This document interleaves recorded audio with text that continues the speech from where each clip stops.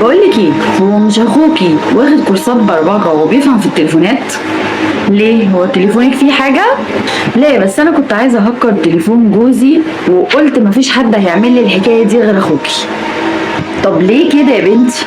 ليه عايز تعملي كده ليه؟ مفيش، بس هو مشككني فيه اول فترة دي. تليفونات كتير ورسايل ووشوشة، واول ما قرب منه يروح معلي صوته ويتكلم على اساس انه بيكلم واحد. فبصراحة قلقانة جدا ونفسي اعرف فيه ايه ورا المكالمات والوشوشة والسيكو ميكو دي، يعني مش عارفة فيه ايه. بصي، هو انا معرفش اخويا يعرف يعمل كده ولا لا، بس انا هقولك يا بنتي نصيحة لوجه الله.